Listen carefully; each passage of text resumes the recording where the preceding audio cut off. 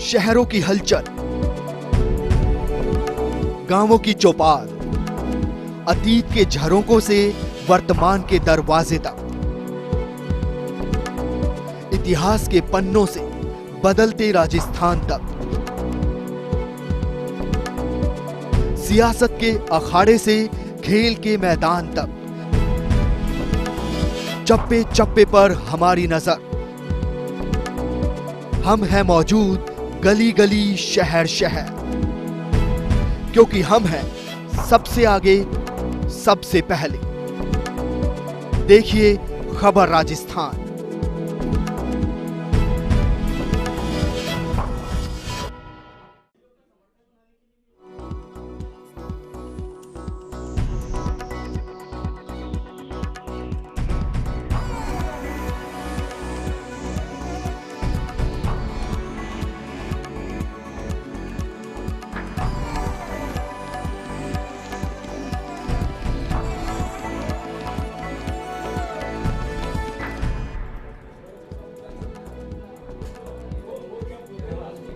जयपुर समेत प्रदेश के कई हिस्सों में ओलों की झमाझम, तबाह हुई फसलें। छबड़ा में बिजली गिरने से एक महिला की मौत। शंकर पन्नू होंगे बीकानेर से कांग्रेस के लोकसभा उम्मीदवार, चयन प्रक्रिया में जीती बाजी। दिल्ली में कर्नल सोनाराम ने दी नसीहत, गहलोत समेत दिग्गजों को उतारे मैदान में। राजस्थान, एमपी और यूपी में दहशत फैलाने वाला डकैत रामवीर सिंह चढ़ा पुलिस के हत्थे। पुलिस के साथ मुठभेड़ में दबोचा, हजारों का था इनाम। राजधानी में एनएसजी ग्रुप के ठिकानों पर आईटी के छापे, 30 ठिकानों से एक साथ कार्रवाई। बड़ी मात्रा में काली कमाई आ सकती है सामने। और बांसवाड़ा की तलवाड़ा पंचायत में शराब के ठेकों के खिलाफ महिलाओं का हल्ला बोल। पंचायत ने पारित किया प्रस्ताव। महिलाओं ने कहा शराब है हर झगड़े की जड़।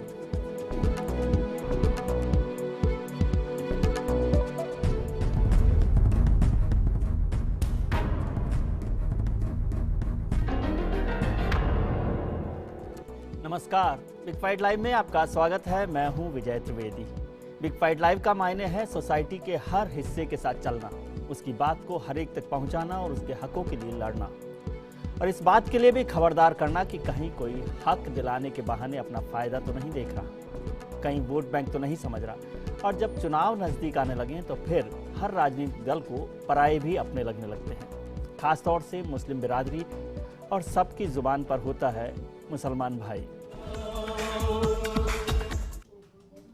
60 साल में मुसलमानों की हालत को सुधार नहीं पाने वाली कांग्रेस पार्टी, सद्भावना मिशन में मुस्लिम धार्मिक नेता से टोपी पहनने से इंकार करने वाले बीजेपी के पीएम पद के दावेदार नरेंद्र मोदी, मुसलमानों को अपनी जेब में समझने वाले लालू यादव और मुलायम सिंह यादव, सभी को चुनावों के मौसम में अल्पसंख्यक न जाने क्यों अपने से लगने लगते हैं। उनकी तकलीफों से खुद की आंखें गीली होने लगती हैं। कोई गुजरात के दंगे याद दिलाता है तो कोई गोपालगढ़ के दंगों की यादें ताज़ा करने लगता है।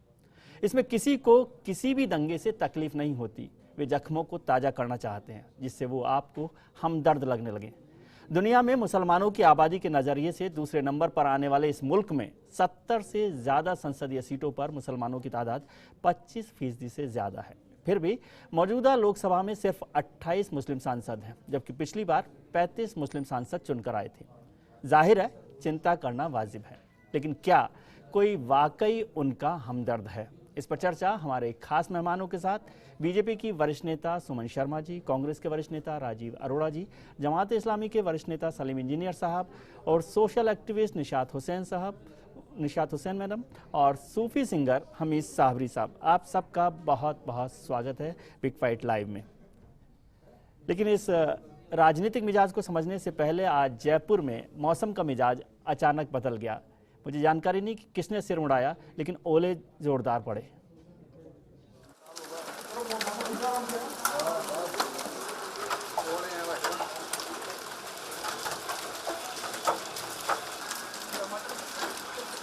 अरे मोटे हैं टमाटर हैं।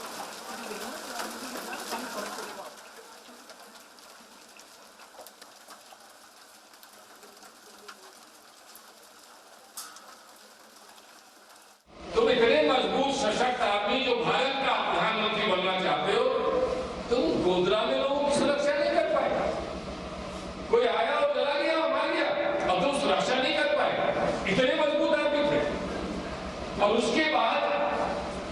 नहीं रोक पाए तो समझ में आता है। उसके बाद दंगे फसाद होते रहे 10 दिन, तो उनको नहीं रोक पाए। हमारा आरोप ये नहीं है कि तुमने मरवाया है, हमारा आरोप ये है कि तुम नपुंसक हो। आज के खास कार्यक्रम के लिए हमने सवाल पूछा था हमारे दर्शकों से, क्या मुसलमान सिर्फ वोट बैंक हैं? जनता की राय हमें मिल रही है। हमने फेसबुक पर, ट्विटर पर और हमारे firstindianews.com पर ये सवाल जानना चाहा था, और हमारे टेलीविज़न पर भी लोगों की राय लगातार मिल रही है। जनता की राय क्या है, इसे हम जानेंगे कार्यक्रम के आखिरी हिस्से में, लेकिन अभी चर्चा करते हैं हमारे खास पैनल के साथ। राजीव अरोड़ा साहब, अभी हम सलमान खुर्शीद साहब को सुन रहे थे, क्या इस जुबान से आप सहमत हैं? देखिए, सलमान खुर्शीद जी ने जो कहा, पार्टी के वरिष्ठ नेता हैं, विदेश मंत्री हैं जमाने से, उनकी बात को हमको समझने की कोशिश करनी चाहिए। जी जरूर समझाइए, मेरे को वैसे भी कम समझ आता है। उनका कहने का मकसद सिर्फ यहाँ पे ये था जी कि नरेंद्र मोदी उस वक्त गुजरात के मुख्यमंत्री थे जी, जबकि गोधरा के अंदर ये जघन्य हत्याकांड हुआ, और उसके बाद जब 10 दिन तक दंगे चलते रहे पूरे गुजरात में, खासतौर से अहमदाबाद के अंदर, उस वक्त जो कमजोरी उन्होंने दिखाई, उससे आज वो एक मजबूत भारत के निर्माण करने की बात करते हैं। प्रधानमंत्री पद के उम्मीदवार हैं, कभी पाकिस्तान को चुनौती देते हैं, कभी चीन को चुनौती देते हैं, लेकिन गुजरात के दंगों के समय वो फेल हुए। इसी एक्सप्रेशन के लिए राजीव अरोड़ा जी की जुबान यही होती? नहीं, देखिए, हर व्यक्ति का बोलने का अलग अलग तरीका हो सकता है, उसको पार्टी की जुबान ना माने। मेरा मकसद सिर्फ ये, मैं जो समझाऊं सलमान खुर्शीद साहब की बात से, उन्होंने उनकी ताकत को चैलेंज करा है कि अगर आप में इतनी ताकत थी तो उस वक्त आपको अपनी प्रशासनिक ताकत दिखानी चाहिए थी। जब दंगों के अंदर वहाँ पे हमारे बहुत सारे लोग मारे गए, उनमें मुसलमान भी हैं, हिंदू भी हैं, सभी कोई की जब आग लगती है तो उसमें कोई बचता नहीं है। तो मेरे ख्याल से उस वक्त उनको एक मजबूत मुख्यमंत्री के रूप में दिखाते तो आज उनका हक मजबूत होता, वो कहीं पर नहीं कर सकते। मैं तो राजीव जी से सोच रही थी कि शायद उनकी भाषा पे इनकी अच्छी टिप्पणी होगी, लेकिन मुझे कुल मिला के जो लगता है परिदृश्य कांग्रेस के कुछ जो 9 रत्न हैं, इस किले को ढाने के लिए वो लोग ही काफ़ी हैं। और इस समय इस तरह के बयान से मैं तो सिर्फ यही सोचती हूँ, और मुझे ये लगता है कि शायद मोदी जी का इतना बड़ा हवा हो गया कि डिप्रेशन की ओर वो लोग जा रहे हैं। नहीं, लेकिन राजीव जी का तर्क ठीक है कि एक मुख्यमंत्री जब दंगे हो रहे हों और एक कॉम्पिटेंट एडमिनिस्ट्रेशन नहीं दे से पाए तो उसका एक शब्द नपुंसक भी होता है। नपुंसक तो फिर एक सवाल खड़ा होता है, बिहेवियर है, एडमिनिस्ट्रेटिव बिहेवियर भी है। इस पे एक सवाल फिर खड़ा हो जाता है कि देश में जितने अब तक दंगे हुए उन हुक्मरानों के लिए भी यही शब्द है या सिर्फ मोदी के लिए ये शब्द नहीं है? किया, लेकिन नहीं, मैं ये जानना चाहती हूँ, केवल गोधरा के दंगे को याद करके बार बार उस जख्म को हरा करने की जो कोशिश करते रहे हैं, देश में और भी तो दंगे हुए हैं। उन दंगों पे कभी कोई कांग्रेस के वरिष्ठ नेता कभी कोई बात नहीं करते, तो ये वजह अलग हो जाए। लेकिन अभी इस शब्द की जो मैं बात करूँ, दशकों तक राज करने वाले यही लोग हैं, हम लोग नहीं हैं, लेकिन दशकों तक राज करने वालों में 84 के भी दंगे हैं, बहुत सारी चीजें हैं, लेकिन उस पर कभी ऐसा गुस्सा कांग्रेस के लीडर के मुंह से नहीं निकला। कौन राज कर रहा था, कौन मुख्यमंत्री था, कौन प्रधानमंत्री था, इस पर चर्चा होनी चाहिए। लेकिन अभी जो इस बयान पे, तो मैं तो सिर्फ इतना कहना चाहूंगी कि डिप्रेशन के शिकार हैं। आप उनको छोड़िए, राजीव अरोड़ा जी को, सलमान खुर्शीद जी को, उनकी बात कह रही कि वो हताश हैं, निराश हैं, इसलिए ऐसा बयानबाजी कर रहे हैं। ये चक्कर में मत पड़िए, ये मुसलमानों के करीब जाने की कोशिश मत करिए। नहीं, कौन आप? नहीं, हम कब आप दूर जितना थे? दूर रहता है उतना ही दूर रहिए। नहीं, कभी हम दूर नहीं थे। हमें तो दूरियां जो बांटते रहे ना लोग कि ये बिल्कुल खतरनाक हैं, ये केसरिया लोग हैं, सैफरन है, सांप्रदायिक हैं, उनमें बौखलाहट दिख रही है। मुसलमान हमारे हैं और हमारे रहेंगे। हम तो उनको बार बार जो उनमें अविश्वास पैदा किया गया 60 साल से कि ये आपके नहीं हैं, हिंदू और मुसलमान के रूप में बांटा गया, हम हिंदुस्तानी हैं, हम बार बार यही कहते हैं कि हम सब हिंदुस्तानी हैं। इंजीनियर साहब, ये जो सुमन शर्मा जी का और उनकी पार्टी का जो नया तेवर, नया रंग, नया कलेवर आप देख रहे हैं, एक्सेप्ट कर रहे हैं वैसे का वैसा? देखिए, हमारी बहन सुमन जी ने अभी राजीव अरोड़ा जी की बात पर ज़रा आपत्ति की, सलमान खुर्शीद जो कह रहे थे उस पर आपत्ति की जी। मैं तो इन्हीं के जो पार्टी के प्रधानमंत्री थे अटल बिहारी वाजपेयी जी, उनके शब्द याद दिलाता हूँ। उनका सर जो है शर्म से झुक गया था, कहा था कि मेरा शीश शर्म से झुक गया है, और उन्होंने नसीहत की थी उस वक्त मुख्यमंत्री को कि आपने राजधर्म निभाना चाहिए था। क्या आज भी बीजेपी और मौजूदा मुख्यमंत्री उनका आदर करते हुए क्या उनकी बात से सहमत है, यानी आज भी उनको शर्म है? कल पार्टी के अध्यक्ष राजनाथ सिंह जी ने कहा, सुमन जी से सहमत होंगे? कहना चाहूंगी कि जब उस मामले में कोर्ट का डिसीजन आ गया, अब वो गलत और सही वाली बात तो रही नहीं। और जो प्रधानमंत्री अटल बिहारी वाजपेयी ने पूरी बात को, अगर नहीं पूरी बात को आप सुनेंगे तब, ये एक लाइन पकड़ के नहीं बात करे, उनकी पूरी वार्ता को सुने कि उस समय उन्होंने क्या कहा था। एक लाइन चल गया कि उन्होंने राजधर्म का पालन करें, उन्होंने ये कहा था कि राजधर्म का पालन होना चाहिए, तो मोदी जी ने कहा कि राजधर्म का ही पालन होना, और तीव्रता से वहाँ काम भी किया गया, उसको संभालने की कोशिश की। कोई भी दंगा सुखद नहीं होता है, किसी भी जो हुक्मरान वहाँ होते हैं, अगर दंगा राज्य में होता है तो किसी भी शासक के लिए खुशी की बात नहीं होती है। बताएं राजनाथ सिंह जी किस बात की माफी मांगना चाहते हैं? वही मैं जानना चाह रहा हूँ कि अगर उनको अपराध बोध नहीं है या वो दुनिया को दिखाना चाहते हैं 2014 के इलेक्शन को सामने देखते हुए, हालांकि उनके जो शब्द हैं उन शब्दों के भ्रम में कोई आने वाला नहीं है, क्योंकि उन्होंने खुद ने कहा अगर गलती हुई होगी तो हम सर झुकाकर माफी मांगने को, अभी तक उनको ये भी पता नहीं है कि गलती हुई है कि नहीं हुई है।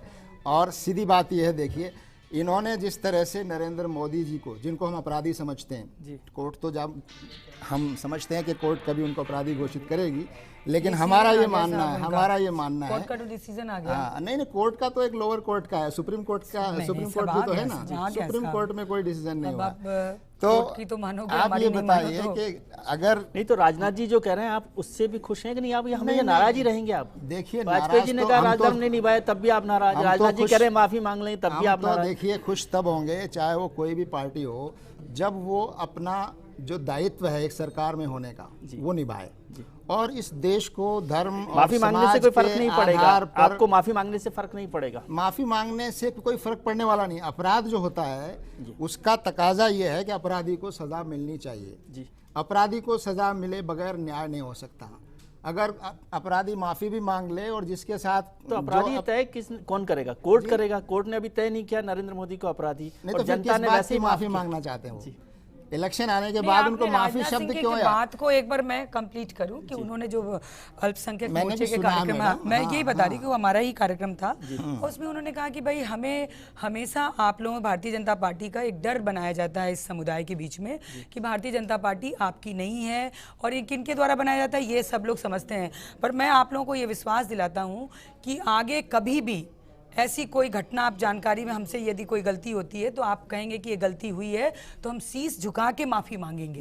ये बात गलती नहीं हुई, आगे की गलती के लिए कोर्ट के निर्णय पे उन्होंने नहीं कहा। कोर्ट ने जिस विषय को दे दिया डिसीजन, उस पे फिर हमारा और आपका कोई डिसीजन हो नहीं सकता है। कोर्ट हिंदुस्तान में हमारे कोर्ट को सम्मान पूर्वक दृष्टि से हम लोग देखते हैं और उसके निर्णय को सर्वमान्य मानते हैं, तो उस विषय पे तो चर्चा हो ही नहीं रही। पर आगे हमसे कोई गलती होती है और आप ध्यान दिलाएंगे, आपको एश्योरेंस दे रहे हैं कि आप हमें हमारे करीब तो आइए। बात कहना चाहता हूं, आप इतनी दूरी बना रखे हैं, हमारे करीब तो आइए। दूरी बनाने के लिए तो आपको अपनी नीतियां बदलनी पड़ेगी। नागपुर से जो आप आदेश लेते हैं, वो आदेश बांटने वाले जो आदेश हैं धर्म और समाज को, वो जब तक आप मिलाने वाली नीति नहीं लाएंगे, जब तक लोगों से नफरत वाली नीति होगा।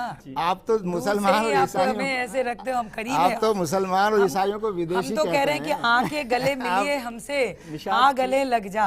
हम तो ये लेकिन ये भरोसा तो हो कि गला काटेंगे नहीं। सोशल फील्ड में काम कर रही हैं, एक्टिविस्ट के तौर पर काम कर रही हैं, खासतौर से मुस्लिम समाज में भी और मुस्लिम महिलाओं के लिए भी। आपको लग रहा है कि बीजेपी और कांग्रेस में कोई फर्क है? अगर सच्चाई से बात रखी जाए तो मुझे कोई फ़र्क नज़र नहीं आता है जी, क्योंकि हमारा इस्तेमाल तो सारी पार्टियां कर रही हैं जी। और इस मुल्क में 1 पॉइंट प्रोग्राम चल रहा है जी कि मुसलमानों के ख़िलाफ़ कैसे काम किया जाए, मुसलमानों के ख़िलाफ़ कैसे नफ़रत पैदा की जाए और मुसलमानों को फिर कैसे दोस्त बनाया जाए, क्योंकि ये वक्त वो आ गया है कि इसमें एक दोस्ती का इजहार सब पार्टियाँ करना चाह रही हैं। रहा सवाल ये जो आपने पूछा है कि दोनों पार्टियों में से, अब लगता यह है कि 2 बड़े गुंडे हैं, उनमें से कौन छोटा है वो हम लोग, क्योंकि कोई विकल्प नहीं है हमारे पास जी। हमारे पास कुछ भी नहीं है। हमें लगता है कि इस देश के जो वफादार लोग हैं उनको हर वक्त इतना जलील करना, हर वक्त उनको ये कहते रहना कि तुम्हारा इस मुल्क में कोई लेना देना नहीं है, 2म दर्जे का मानना हमको, तो ये सारी चीजों से हम क्या आप मुल्क के तौर पर देख रहे हैं, पॉलिटिशियंस के तौर पर देख रहे हैं? पॉलिटिशियंस ही हैं मुल्क के सारे रहनुमा, और कौन है जी भाई? ये मुल्क किससे बना हुआ है? आपको लग रहा है कि मुल्क में भी ऐसी ही सोच है? मुल्क में सोच नहीं है। मुझे बहुत गर्व है अपने मुल्क पर, जहाँ की मिट्टी से मुझे मोहब्बत है। कोई मुल्क के लोगों में नफरत नहीं है। मैं जिन गोदों में पली बड़ी हूँ वो सारे हिंदू गोद थी। मैं कैसे मान लूँ कि इसमें नफरत है? तो नफरत कौन पैदा कर रहा है और किस फायदे के लिए पैदा कर रहा है, सवाल वहाँ खड़ा है हमारे पास। और इस फायदे और नुकसान के बीच में जो बेगुनाह लोग मर रहे हैं या उनका बिल्कुल जल रहे हैं, औरतों के साथ इतना बुरा बर्ताव हो रहा है। मैं अभी क्या बताऊं आपको, किस तरह की फिल्में हमने देखी हैं अभी दंगों की, कि हम दंग रह गए। वहां पे मुसलमान कोई नहीं था देखने वाला, सारे गैर मुस्लिम थे और रो रहे थे। इस मुल्क की तहजीब ये है, गंगा जमनी तहजीब ये है इस मुल्क की। तो मेरे ये समझ में नहीं आता कि इस देश को नुकसान पहुंचाने वाली जो संस्थाएं हैं उन पर हमारी तवज्जो ज़्यादा है। हम देश को जोड़ने वाली बात करते हैं। एक चीज़ मैं और बोलना चाहूँगी आपको कि मुसलमानों को किस मुँह से गद्दार कहा जाता है? नहीं, कौन गद्दार कह रहा है, ये तो इस पर हम चर्चा करेंगे। ब्रेक के बाद हम लौटेंगे। मैडम ने बहुत बड़ी बात कही है, गद्दारी और वफादारी की बात, जिसका आपने जिक्र किया। इस पर ये बड़ी डिबेट हो सकती है, इस पर हम चर्चा जारी रखेंगे। लेकिन एक खूबसूरत सूफी रंग हमारे साथ हैं हमीद साबरी साहब। साबरी साहब, ब्रेक पर जाना है लेकिन आपके साथ जाएंगे। क्या सुनाएंगे आप? जो आप पसंद करेंगे आप बताएं, सुनाइए। नाते रसूल।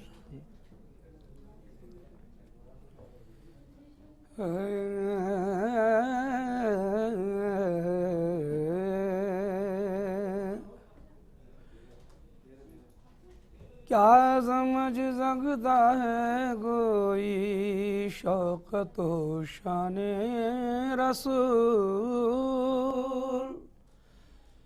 क्या समझ सकता है कोई शौकत व शाने रसूल? क्या समझ सकता है कोई शौकत व शान रसूल? एक खुदाए पाक है मर्तबा दाने रसूल। एक खुदाए पाक है मर्तबा दाने रसूल।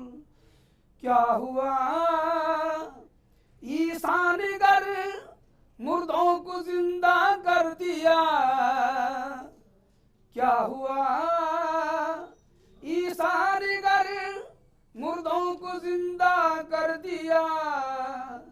लेते हैं ये काम ठोकर से गुलामाने रसूल। क्या बात है। लेते हैं ये काम ठोकर से गुलामाने रसूल। बहुत खूब।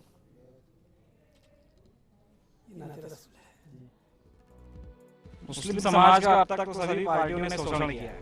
कुछ कमियां हमारे समाज की भी रही है। जब मुसलमानों की टोपी नहीं उड़ी तो मुसलमानों ने माफी क्या मांगी है, या माफी मांगने से सारे मसले हल हो जाएंगे? गुजरात में जिस तरह नरसंहार किया है, खुलेआम कत्लेआम मुसलमानों किया है, वो देश का प्राइम मिनिस्टर बनेगा तो शायद मुसलमानों को ये उनके लिए सबसे बड़ा और काला दिन हो। जबकि वोट लेते वक्त मुसलमानों की याद आती है। और कोई भी सरकार हो, चाहे मुजफ्फरनगर दंगा हो, मुलायम सिंह यादव हो, मुसलमानों को वहाँ पर भी नुकसान हुआ। कतई माफ नहीं करेंगे, मोदी को कतई बर्दाश्त नहीं करेंगे। हम हिंदुस्तान में मोदी को देखना नहीं चाहते हैं। वो एक खूनी आदमी है, उसको सजा होनी चाहिए, उसको जेल डालना चाहिए, उसमें मुकदमा दर्ज होनी चाहिए। जो उन्होंने मुसलमानों को कत्लेआम किया है वो सबको पता है।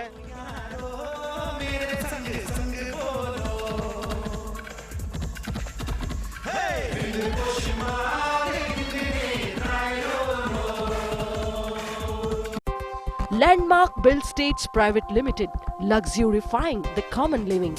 Architect and interior designer, consultant and turnkey. Address 6 Durga Vihar, Pradhan Marg, Malviya Nagar, Jaipur 302017. Contact number 93140 19900.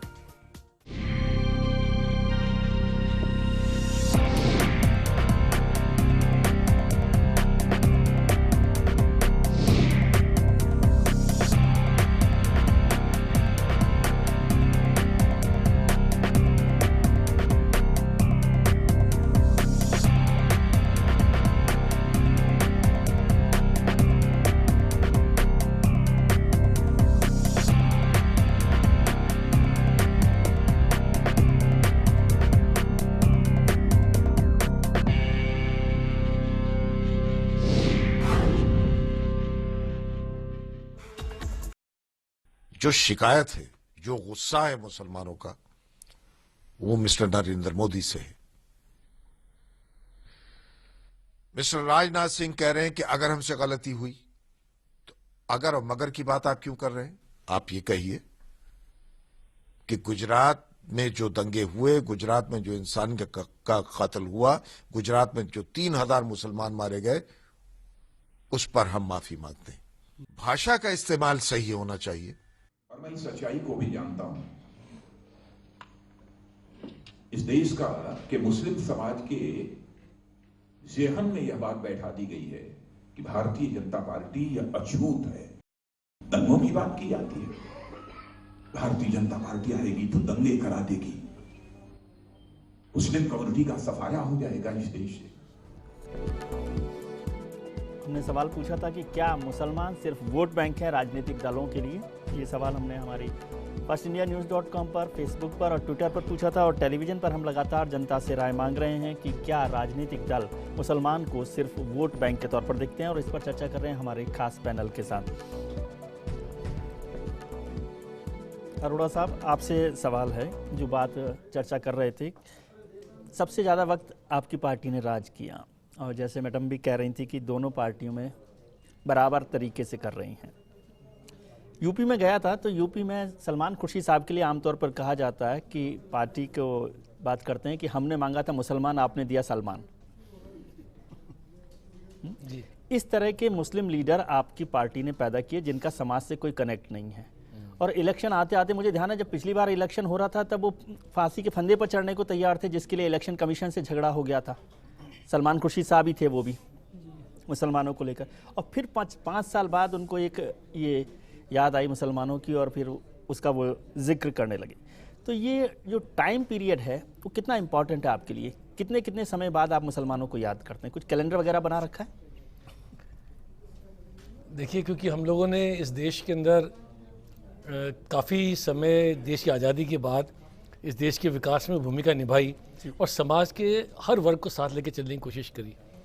उसमें चाहे हमारे अल्पसंख्यक समुदाय के लोग हों, चाहे वो हिंदू हों, चाहे वो मुसलमान हों, चाहे वो सिख हों, चाहे ईसाई हों, और चाहे वो महिला हो, चाहे वो दलित वर्ग हो, चाहे वो आदिवासी हो। आपने किसी मुस्लिम लीडर को पनपने ही नहीं दिया सोसाइटी में, ताकि आप ही उसकी दुकान को चला सकें। मैं बता रहा हूँ, इलेक्शन जब आता है, कांग्रेस पार्टी मुसलमानों की बात नहीं करती है कि कांग्रेस पार्टी ने हमेशा से समझा है कि ये कैसा खुर्शीद साहब तो आपकी पार्टी, मैं बता रहा हूँ जो बात कर रहे हैं उन्होंने नरेंद्र मोदी की बात करी है, क्योंकि अभी क्या स्ट्रेटेजी हो रही है इस चुनाव के अंदर। 2014 का चुनाव ऐसा है कि सोचा जा रहा है किसी भी कारण से हम सत्ता से दूर न रह जाएं, इसलिए इनकी जिसे कहते हैं हम कोई स्टोन को जड़ते तो चारों तरफ से प्रोंग लगाते हैं, ये चारों तरफ से उस सीट को कवर करना चाहते हैं। एक तरफ विश्व हिंदू परिषद के अशोक सिंघल बोलते हैं कि 5 बत्ते पैदा करने चाहिए, क्योंकि इस देश के अंदर माइनॉरिटी जो आज की तारीख के अंदर वो धीरे धीरे मेजोरिटी में तब्दील हो जाएगी, इसलिए हिंदू को 5 बत्ते पैदा करनी चाहिए।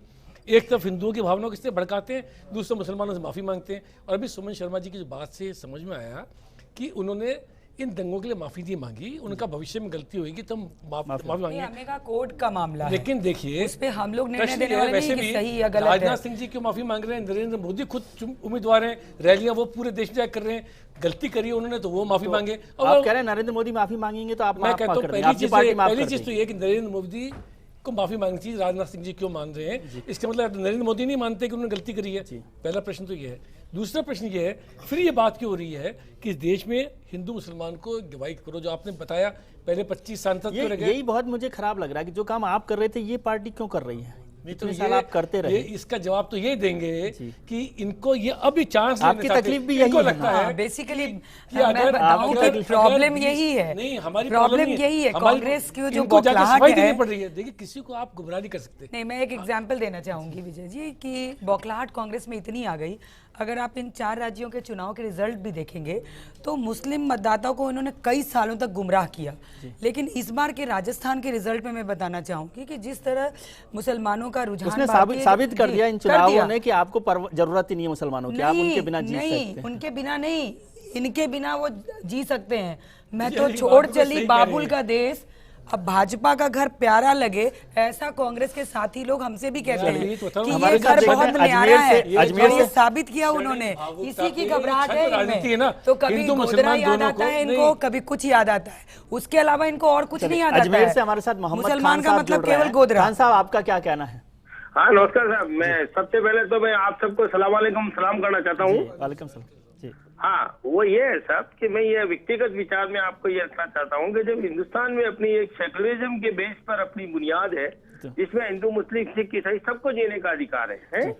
तो उसके बाद में ये जो बातचीत हुई है उसमें पहले गोधरा वाली बातचीत हुई, उसके बाद में जब वो ट्रेन जली उसे 50-60 हिंदू जल गए। इसके बाद में कहा दोबारा जो है वो 15-20 दिन बाद में एक प्लांट वे के अंदर मतलब वो दंगा हुआ, उसमें 2-3 हजार मुसलमान मर गए। अब वो एक माननीय न्यायालय के वो फैसले क्या होते हैं, ये तो मैं उसके लिए कोई बातचीत नहीं करना चाहता, मगर एक दुर्भाग्यपूर्ण बात है कि एक इतना बड़े ये जो दंगे होते हैं, है ना, वक्त के साथ तो सब जख्म भर जाते हैं, है ना। और मैं ये कहता हूँ कि अगर मुसलमान भाई अगर हिंदुओं को माफ कर दे तो बहुत अच्छी बात है, पर हिंदुओं को भी ये सोचना चाहिए कि अपन एक भाई भाई की तरह रह रहे हैं और अपने को देश के अंदर एक जो है मतलब इस तरह से दंगे नहीं करने चाहिए, एक गवर्नमेंट सपोर्टेड राइट भी नहीं होना चाहिए। ऐसे सरकार की जिम्मेवारी सबके लिए, हिंदू और मुसलमान सबके लिए। जी बहुत शुक्रिया। इंजीनियर साहब, क्या वक्त के साथ जख्म भर जाते हैं, भर जाने चाहिए? बीजेपी भी यही करे कि भूल कर आगे बढ़ना चाहिए। देखिए, अगर मुझे बताया गया बीजेपी में कि गुजरात के मुसलमान भी कह रहे हैं कि वक्त के साथ आगे बढ़िए, लेकिन आप बढ़ने नहीं दे रहे। नहीं, देखिए, आप ना मुसलमानों को आगे बढ़ने दे रहे ना देश को। देखिए, हम कौन होते हैं आगे बढ़ने से रोकने वाले?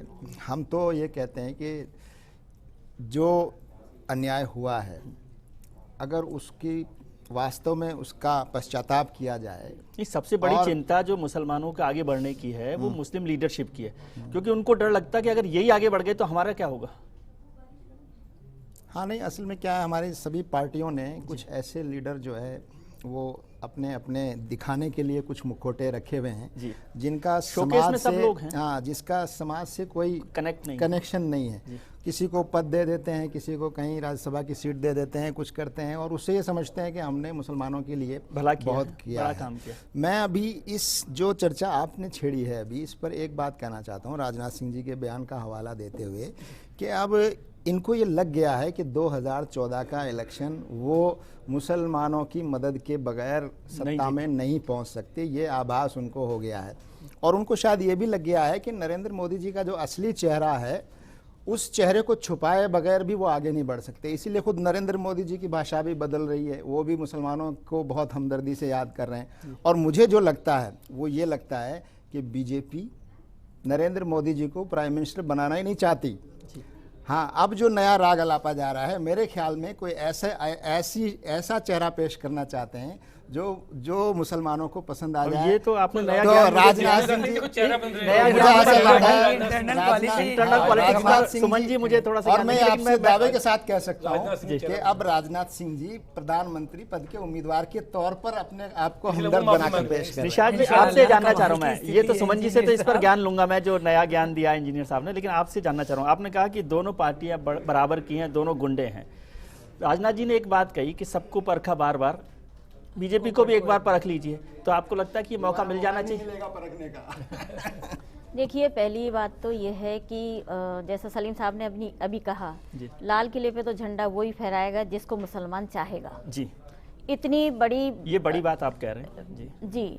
तो इंजीनियर साहब ने कहा ये बात बीजेपी को समझ में भी आ गई है। उसके बावजूद एक बॉल की तरह हमारा इस्तेमाल हो रहा है, तो कभी इस पाले में कभी उस पाले में, और हम दहशत में ये सोचते हैं कि चलिए बीजेपी की तरफ मुड़ते हैं, ये शायद हमें सुकून दे दें, लेकिन वहाँ से लगता है कि वहाँ से भी हमको किक मार दिया गया है, तो कांग्रेस के पाले में आ जाते हैं। यानी हम लोगों की जो कंडीशन है ना, वो समझ से बाहर हो रही है। लेकिन आपको नहीं लगता कि मुस्लिम लीडरशिप क्यों नहीं ग्रो किया हिंदुस्तान में? ये भी आप ही लोगों की, सबकी जो पॉलिटिशियंस हैं उन्हीं की मेहरबानी है। अगर हम बीजेपी पे जाना चाहते हैं और वहाँ चाहते हैं कि हमको कहीं अच्छा मुकाम मिले, तो नहीं मिल रहा है। हम झंडा लेके उम्र और क्या चाहिए पार्टी को? सुमन शर्मा जी को एमपी नहीं बनाया, मुस्लिम को नकवी साहब को बना दिया, शाहनवाज जी को बना दिया, क्या जान लेंगे आप पार्टी की? देखो, सुमन जी और ये जो भाई साहब बैठे हैं, ये दोनों तो अपनी अपनी पार्टी की बात बोलेंगे, लेकिन ये अच्छे से जानते हैं कि कहाँ गलतियां हैं, ये अच्छे से जानते हैं, लेकिन ये नहीं बोल सकते, इनकी मजबूरी है। मैं सुमन को बहुत पहले से जानती हूँ, मैं जानती हूँ कितनी अच्छी महिला है ये, लेकिन बेचारी पार्टी में बैठी तो ऐसी तो पार्टी है उनकी, तो अब इनको निकलना चाहिए इन चीजों से। अच्छे हैं तो हमारी पार्टी भी डेफिनेटली अच्छी है, सच बोलना चाहिए, सच स्वीकार करना चाहिए। सुमन जी भी अच्छी पार्टी में है, अच्छे हैं, राजीव जी भी अच्छे हैं, तो फिर पार्टी भी तो उनकी अच्छी होगी। ऐसे लोगों से पार्टी अच्छी नहीं है, पार्टी अच्छी, ऐसे लोगों को निकल कर आ जाना चाहिए। लोकतंत्र में अगर पार्टियों के बिना तो लोकतंत्र चलेगा नहीं। निसार जी, एक बात मैं कहना चाहूंगी विजय जी, इंजीनियर साहब ने भी एक बात कही कि बिना मुसलमान के बिना देश का प्रधानमंत्री कोई नहीं बनेगा। मैं इसको डिनाई करती हूँ, इस तरह से करती हूँ कि मुझे लगता है कि नहीं, वही बात आप कह रहे हैं कि आपको जरूरत नहीं है। नहीं, मैं देखिए जिस पॉइंट पे आ रही हूँ कि क्यों ये ऐसा नहीं सर, मेरी बात तो कंप्लीट हो जानी चाहिए। मेरी हिंदू मुसलमान की मैं बात नहीं कर रही हूँ, मैं ये कहना चाहती हूँ कि देश के लोग ऐसा क्यों नहीं सोचते हैं कि बिना हिंदुस्तानी के बिना पूरा देश का प्रधानमंत्री देश के पूरे हिंदुस्तानी मिलके बनाएंगे। हम क्यों मुसलमान हिंदू नहीं, हमने नहीं किया, हम तो सबको जोड़ने की कोशिश कर रहे हैं। 60 साल में इतने कुनबे बना दिए गए, इतने खड्डे खोद दिए गए। मैं मुसलमान भाइयों से अपील करती हूँ, ये जिसने शासन किया इस देश पे इतने सालों तक, जिसने शासन किया, आप लोग बोल रहे हो ना पॉलिटिशियन जिम्मेदार है, तो किसने शासन किया इस देश पे, इसका भी हिसाब मुसलमान भाइयों को लगाना चाहिए कि किसने सबसे ज्यादा ये खड्डे तो चलता रहेगा। आप कुछ सुकून की बात सुना दीजिए। अच्छे से जो लगे कि हम सबको जोड़ दें, बांटने वाले भी जरा ये पॉलिटिकल पार्टियां भी जुड़ जाए। हम तो जुड़ना चाह रहे हैं, मैं तो कह रही हूँ जोड़ो भाई, इतने नफरत से हमको मत देखो, हमारे आंखों में प्यार है। हाथों में गीता रखेंगे, सीने में कुरान रखेंगे, मेल बढ़ाए जो आपस में ही, वही धर्म ईमान रखेंगे, शंख बजे भाईचारे का, अमन की एक आज़ान रखेंगे, काबा और काशी भी होगा, पहले हिंदुस्तान रखेंगे। वाह क्या बात है, खूबसूरत बात कही है साबरी साहब ने। किया है सर। बस ब्रेक के बाद लौटेंगे और चर्चा करेंगे कि कहीं राजनेताओं के लिए ये बात खतरनाक तो नहीं है कि हिंदुस्तान एक होने लगे। तुरंत लौट कर आते हैं, आप जरूर शामिल रहिएगा, आप भी हमारे साथ रहिए, इस बहस को आगे बढ़ाएंगे। नरेंद्र मोदी क्या बोला है, बड़ा खतरनाक बात, हिडन एजेंडा निकल रहा। एक बात जो अभी असम में भाषण किया, घुसपैठियों को निकालेंगे, बांग्लादेश अफरा नफरे से घुसे हुए हैं, और हर राज्य को बोला है कि दुनिया भर में जहाँ भी हिंदू है, झूठा बात बोलता कि पिटा रहे हैं, उनको हर राज्य रखने को तैयार हो जा। मतलब इसकी तैयारी खतरनाक है। यारो मेरे संग संग बोलो, हे Rind पोशमान गिंदने try low. Landmark Build States Private Limited, luxurifying the common living. Architect and interior designer, consultant and turnkey. Address 6 Durga Vihar, Pradhan Marg, Malviya Nagar, Jaipur 302017. Contact number 93140199900. मुझे लगता है सिर्फ वोट बैंक ही है मुसलमानों को आज़ादी के 67 साल बाद आज तक वोट बैंक ही समझा है। आपको बीजेपी को जिताना है, कांग्रेस को जिताना है या फिर अन्य किसी पार्टी को जिताना है, मकसद यही होना चाहिए कि अपना देश आगे बढ़े, आम आदमी आगे बढ़े। वहाँ का पहनावा पहन रहे हैं, उन्हीं की भाषाएं बोल रहे हैं, यहाँ तक कि अभी देखा तो जापान की भाषा उन्होंने बोली है। लेकिन जब एक मौलाना ने उनको टोपी दी थी तो मौलाना साहब की टोपी लेने से भी उन्होंने मतलब वो किया। तो मुसलमानों से इतनी उसको नफरत क्यों? ये अल्लाह मचा कांग्रेस वालों ने कराया, ये अल्लाह मचाता कांग्रेस वालों ने कराया। मोदी के ऊपर क्यों इल्जाम लगाया जा रहा है? मोदी को माफी नहीं मांगनी चाहिए। हमने सवाल पूछा था इस खास कार्यक्रम के लिए कि क्या राजनीतिक दल मुसलमान को सिर्फ वोट बैंक समझते हैं? क्या मुसलमान जो है देश का वो सिर्फ वोट बैंक है? इस पर हम चर्चा कर रहे हैं। जनता की राय हमें लगातार मिल रही है और हमारे खास पैनल के साथ भी चर्चा है। सुमन जी, आप जनता की राय भी देख रहे हैं, जो जनता की राय हमें मिलेगी और अभी जो लोग बोल रहे हैं, क्यों ज़्यादातर लोग अल्पसंख्यक समुदाय से हैं और एक भी आदमी ने ये बात नहीं की जो मोदी पर या भारतीय जनता पार्टी पर भरोसा करता हो? क्या वजह है? आप कन्विंस नहीं कर पा रहे या बात ही ठीक है? देखिए, मैं इसमें एक बोलना चाहूँगी कि बहुत लंबा इतिहास है। जिस तरह से मुसलमानों को डरा के रखा गया इस देश में कि बीजेपी का एक खौफ देखे कि भाई ये बहुत ही, आप इस तरह से ये कह रहे हैं कि मुसलमान ना समझ है? नहीं, मैं ये नहीं कह रही हूँ। दिन डरा कर आप वो समझने नहीं, समझदारी पर शक कर रहे हैं। देश की आज़ादी के नाम पे पूरे देश के लोगों को गुमराह करते रहे कि मैंने आज़ादी दिलाई। कांग्रेस कई सालों तक तो इस बहाने राज की, उसके बाद उसे लगा कि सेगमेंट बना बना के हिंदू मुसलमान और ऐसे बांट के ही राज किया जा सकता है, तो तोड़ो और फोड़ो की राजनीति से ये लोग करते रहे और इतना मुसलमान की तरक्की हुई कहाँ इस देश में? हम लोग यही सवाल तो राजीव जी से करूंगा, लेकिन मैं दूसरा सवाल पूछ रहा हूँ कि मुसलमान जो है वो आपकी समझ से आप जो समझाइश कर रहे हैं वो समझा क्यों नहीं? समझा इसलिए या तो आप उसको ना समझ नहीं ना समझ हमने कभी नहीं समझा।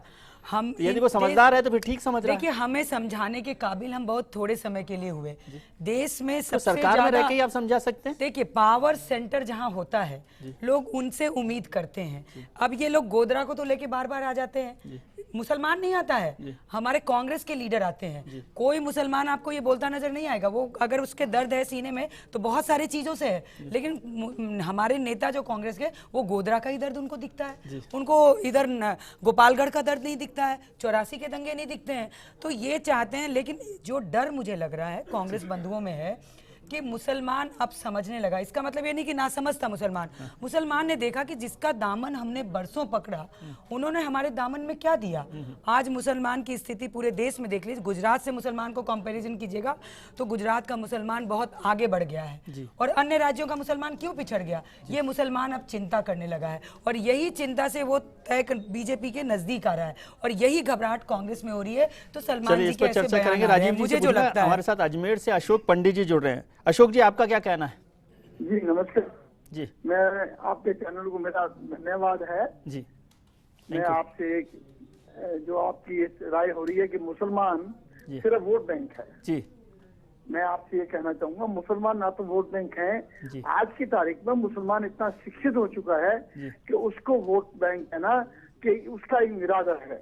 एक बात, दूसरी बात, मुसलमानों को भारतीय जनता पार्टी ने जिंदगी भर ये कहकर के ये कहा कि ये हिंदुओं के लिए खतरनाक हैं और इनकी आरएसएस की एक परिभाषा है कि हिंदुस्तान में मुसलमान हमारा दुश्मन है। उत्तर में मुसलमान दुश्मन है और दक्षिण में क्रिश्चियन दुश्मन है। लेकिन दुर्भाग्य इस देश का ये है, आज ये जो भी सुमन जी कह रही थी कि गुजरात में मुसलमान एक तरक्की पर है, मैं फिर आपसे कहूंगा आप गुजरात में मुसलमान की परिस्थितियों को जाके देखिए, उसको बोलने का हक नहीं है। उनके इलाकों में वो जैसे जीवित हो रहे हैं, मैं जानता हूं, मैं कई बार गुजरात गया हूं और मैंने उन लोगों को देखा है। शुक्रिया, वो बोलते नहीं है जी। अशोक जी शुक्रिया। राजीव जी, असली बात यही है जो सुमन जी कह रही हैं कि आपको घबराहट इसलिए हो रही है कि अब मुसलमान पढ़ने लिखने लगा है, थोड़ा सा ताकतवर होने लगा है, थोड़ा सा समझदार होने लगा है, क्योंकि आपने की कोशिश की वजह से तो ये रहा कि आज 3% IAS है, 1.8% IFS है मुस्लिम, और उतने के उतने ही करीब IPS है। और हिंदुस्तान की सरकार आपकी 10 साल रही, उसमें डिफेंस में, होम मिनिस्ट्री में, फाइनेंस मिनिस्ट्री में, जितनी भी बड़ी मिनिस्ट्री हैं उसमें कोई भी मुखिया मुसलमान आपने नहीं बनाया। तो ये मुस्लिम प्रेम जो आपका है वो तो थोड़ा सा जग जाहिर है। विजय जी पहले तो उन्होंने बोला कि कांग्रेस ने इस बहाने पहले शासन करते रहे कि उन्होंने आजादी दिलाई थी, इसमें कुछ शक है? जो नेता है आपकी पार्टी जिन लोगों ने काम करा इस देश को आजाद करने के लिए, महात्मा गांधी हो, जवाहरलाल नेहरू, नहीं पहले मैं बोलना चाहता हूँ कि इस तरीके से इस डिबेट के अंदर जनता को गुमराह करने की बात है। ये जो पार्टी थी नहीं, जिस पार्टी ने काम करा उसको तो श्रेय मिलेगा, ये जनता ने उसको वोट भी दिया। हम लोग लोकतंत्र ने शासन दिया, कोई यहाँ तानाशाही तो थी नहीं, जनता ने वोट डाला कांग्रेस पक्ष में, कांग्रेस पार्टी ने शासन चलाया। जब कांग्रेस शासन में रही, हमेशा से भारतीय जनता पार्टी का या पूर्व में जनसंघ का उनके ऊपर आरोप रहा कि वो मुसलमानों को तुष्टीकरण करते हैं। सारी स्कीम, सारी योजनाएं, सारी छात्रवृत्ति मुसलमानों को देख के बनाती है। आज उल्टी बात करें, पहले तो ये कहा जाता था कि मुसलमानों करते हैं, क्योंकि इन्होंने कोशिश करी कि ये कोशिश करें बताने के लिए कि हिंदुओं की रक्षा करने वाली पार्टी तो भारतीय जनता पार्टी है और कांग्रेस पार्टी खाली अल्पसंख्यकों की बात करने वाली पार्टी है।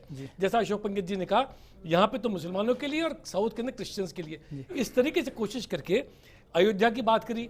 अयोध्या में भगवान राम के अंदर हमारी आस्था नहीं है, हमारी सबकी आस्था है, लेकिन इन्होंने धार्मिक भावना को भड़का के कोशिश करी कि ये तरीका है राजनीति के पहुंचने का। मेरा सवाल ये सीधा था कि मुसलमानों की जो आज हालत है उसके लिए तो आप अपने आप को जिम्मेदार मानते हैं, कसूरवार मानते हैं कि नहीं?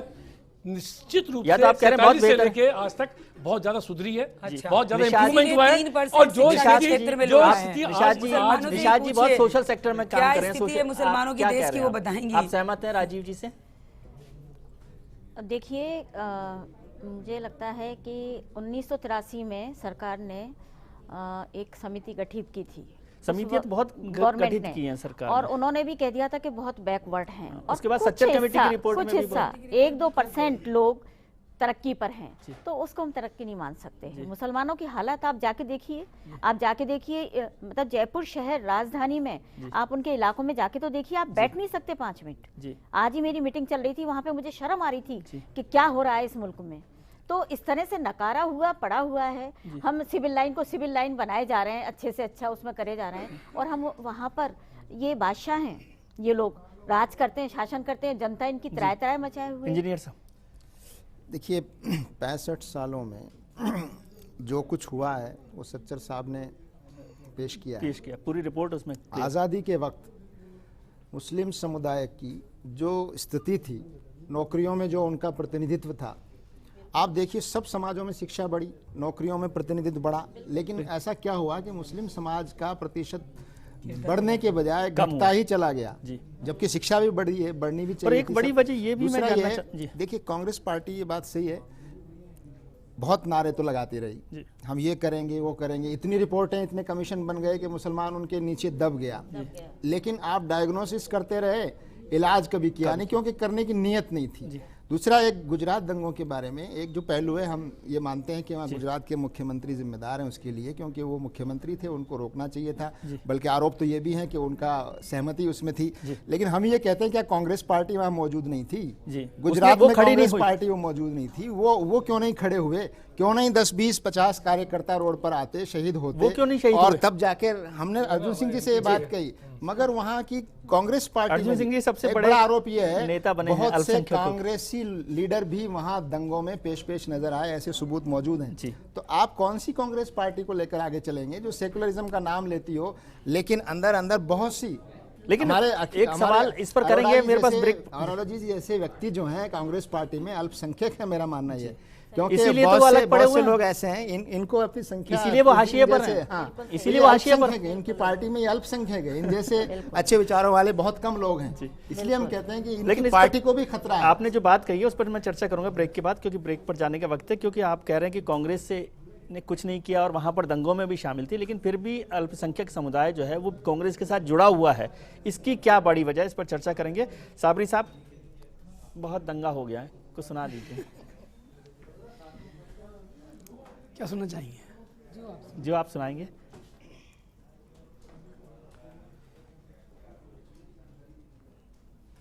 गरीब नवाज की शान में सुनाते हैं जी, क्योंकि सरकार का उर्स भी नज़दीक आने वाला है, नज़दीक आने वाला जी, और हिंदुस्तान में गरीब नवाज का ही सब कुछ जी देन है, करम है।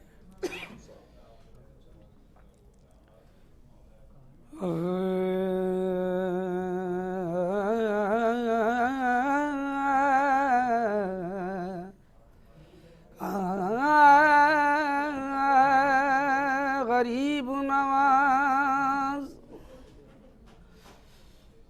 हाथ जोड़ विनती करूं, तुम सुनो गरीब नवाज, अपना करके राखिया सो शरण परे किलाज। बड़े दुख उठाए मैंने या गरीब नवाज, बड़े दुख उठाए मैंने, रहे इश्क में निकल कर, बड़े दुख उठाए मैंने, रहे इश्क में निकल कर, बड़े दुख उठाए मैंने, रहे इश्क में निकल कर, कहीं तुम बदल न जाना, मेरी जिंदगी बदल कर, कहीं तुम बदल न जाना, मेरी जिंदगी बदल कर। गम जिंदगी को लेकर तेरे दर पे आ गया हूँ, गम जिंदगी को लेकर तेरे दर पे आ गया हूँ, मेरी जिंदगी बदल दे, तू ही जाब से निकल कर। बहुत खूब। मेरी जिंदगी बदल दे, तू ही जाब से निकल। उन्होंने हमेशा मुसलमान अहमदाबाद में मुसलमान मरा है, दुनिया भर के लावारिस बेचारा को बेवजह मरा दिया ना, और कोई सुनो ही नहीं उसकी। रोज साहब हर जगह जा रहे हैं नरेंद्र मोदी कर रहे हैं। क्या है मोदी में? सब अपना अपना पार्टियां सेकते, कोई मतलब नहीं है उसमें। सब ना कोई बीजेपी कोई कांग्रेस और ये टोपी वाले सब अपना अपना कर रहे हैं, और मुसलमान का कोई बड़ा होता किसी को देते नहीं है।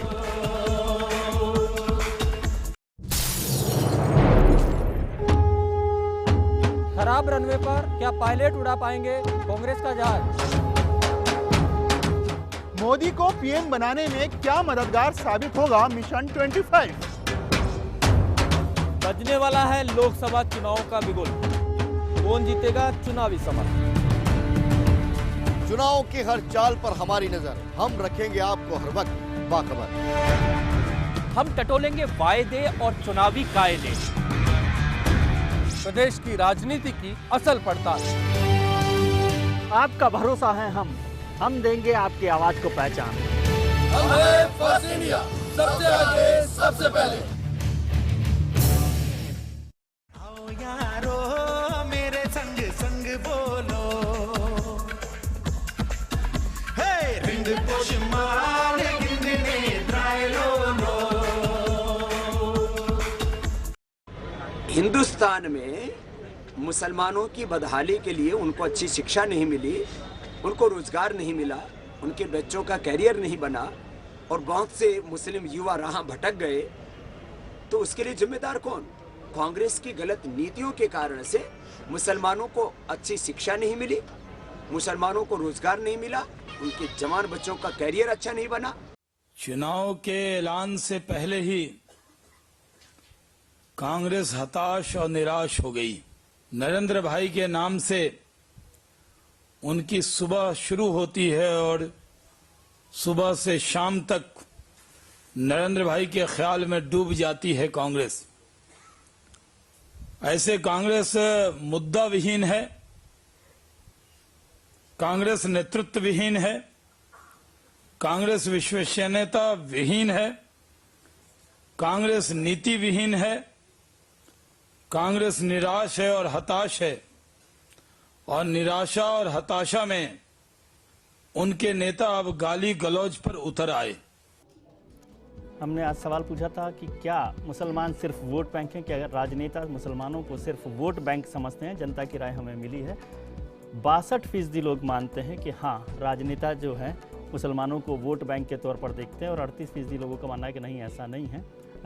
ये इसका मतलब है कि पॉलिटिकल बिहेवियर क्या है लोगों को, पॉलिटिकल लीडर्स का, उसका ये रायशुमारी है कि 62% लोग मानते हैं कि मुसलमानों को जो राजनेता हैं वो सिर्फ वोट बैंक के तौर पर देखते हैं। राजीव जी, आप इसे जवाब लूँ पहले। देखिए, मुसलमानों की याद, सही बात कर रहे हैं, चुनाव आ रहे हैं, इसलिए भारतीय जनता पार्टी को आई। पिछले 25 वर्षों में राजस्थान के अंदर पहले भैरव सिंह शेखावत जी का शासन था, उसके बाद वसुंधरा जी का भी शासन आया, अशोक गहलोत जी रहे बीच में 2 बार। 25 वर्ष में 13-14 साल तक बीजेपी ने शासन कराया। जो बहन बता रही थी, आप मुस्लिम इलाकों में जाके स्थिति को अगर देखें, जयपुर में नगर निगम पिछले 30-40 साल से भारतीय जनता पार्टी के हाथ के अंदर है।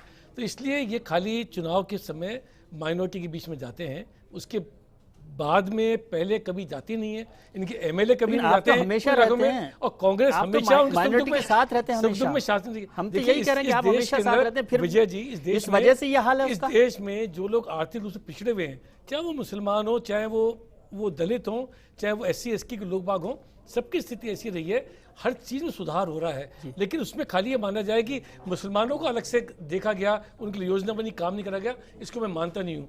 और मेरा मानना ये है, इसी बात पर वोट मांगते रहे हैं कि हम तो ये भी मानते हैं कि हमको चाहे कुछ भी परिणाम भुगतने पड़े, हम लोग अपने सिद्धांत से, सद्भावना के सिद्धांत से, इस देश में हिंदू मुस्लिम सिख ईसाई का देश है, उससे हटेंगे नहीं, शाहनवाज जी कह रहे हैं, हम मानते हैं। राजीव जी एक छोटा सा सवाल पूछ रहा हूँ, शाहनवाज जी जो कह रहे थे आप वो बीजेपी एजेंडा के ट्रैप में आ गए कि आप नमो नमो मंत्र कर रहे हैं सुबह से शाम तक। नरेंद्र मोदी जी की हम बात ही नहीं करते, हम बात नहीं करते। वो पहले बोलते थे शहजादे राहुल गांधी को, किस लिए शहजादे बोलते थे जी?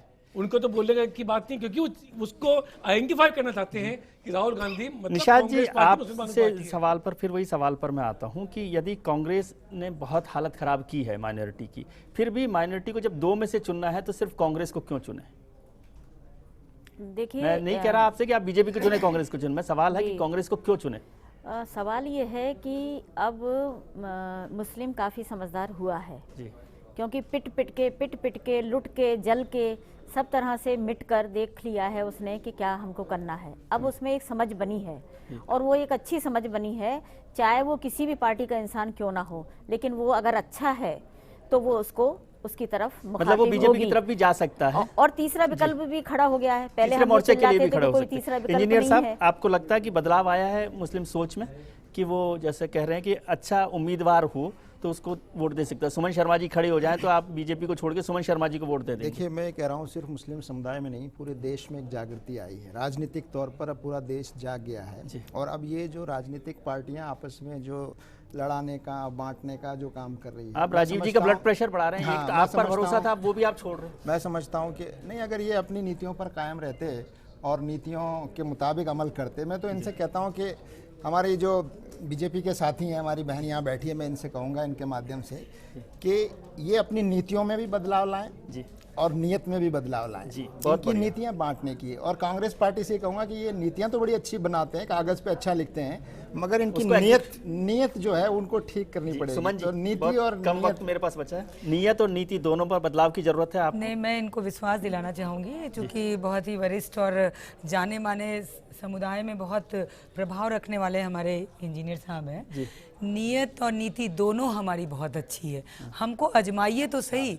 आप बिना अजमाए आप कैसे बहुत अनुभवी हैं, आपको इंजीनियरिंग की जरूरत है। नहीं, इंजीनियरिंग की हम देखिए, सोशल इंजीनियरिंग तो सब जगह होती है, लेकिन हम यही कहते हैं कि हमें अछूत आप लोग क्यों मानते हो? कभी तो करीब आके देखो, दूर दूर की बातों में उनको अछूत माना? नहीं, हमने कभी नहीं माना, हमारे पास ही कभी नहीं आए।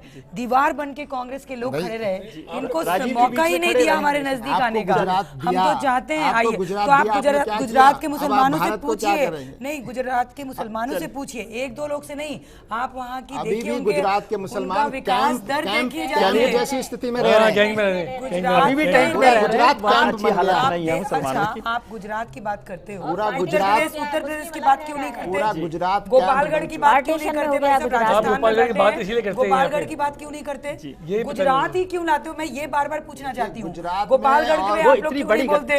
मुजफ्फरनगर पे क्यों नहीं बोलते? रखेंगे तो मैं ये कहती हूँ कि करीब तो आओ, इतनी दूरियां क्यों बना रही? सबसे अच्छी बात यह है सुमन जी कि आप जनता समझने लगी है कि पॉलिटिकल लीडर जो है, आओ तो सही, गले मिले। सुमन जी और राजीव जी, सबसे बड़ी अच्छी बात है हमारे लिए और आपके लिए चेतावनी भी कि जनता समझने लगी है कि मुसलमानों को वोट बैंक समझते हैं आप, और वो नहीं समझना चाहिए, और एक आम हिंदुस्तानी की तरह से उनके साथ बात कीजिए। और जैसे इंजीनियर साहब कह रहे हैं, नीयत और नीति दोनों बदलने की जरूरत है। बिग फाइट में आज इतना ही। आप सब लोगों ने इस बहस में हिस्सा लिया और मेरा ज्ञानवर्धन किया, इसके लिए बहुत शुक्रिया। कल फिर हाजिर होंगे नए मुद्दे और नए मेहमानों के साथ। तब तक के लिए खुश रखिए और खुश रहिए, लेकिन चलने से पहले साबरी साहब के साथ चलेंगे। साबरी साहब, इसी महीने में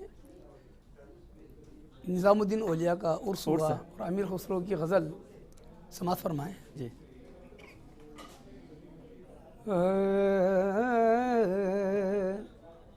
अपनी छब बनाए के सो में पी के पास गई, जो छब देखी पीऊ की सो अपनी भूल गई।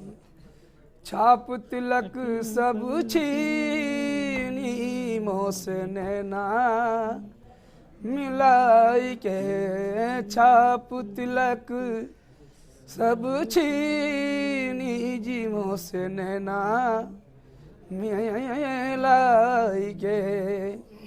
बल बल जाऊं मैं तोरे रंग रिजवा, बल बल जाऊं मैं तोरे रंग रिजवा, अपनी सी रंग दीनी मोसन ना मिलाई के, अपनी सी रंग दीनी मोसन ना मिलाई के, प्रेम भट्टी का मदवा पिलाई के, प्रेम भट्टी का मदवा पिलाई के, मतवारी कर दीनी मोसन ना मिलाई के, मतवारी कर दीनी जी मोसन ना मिलाई के।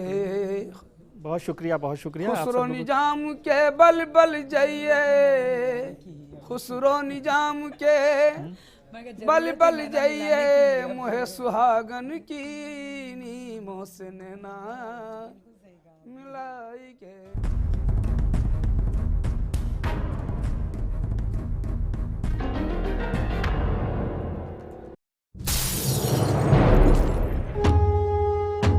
खराब रनवे पर क्या पायलट उड़ा पाएंगे कांग्रेस का जहाज?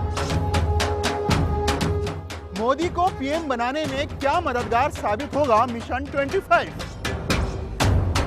बजने वाला है लोकसभा चुनाव का बिगुल, कौन जीतेगा चुनावी समर?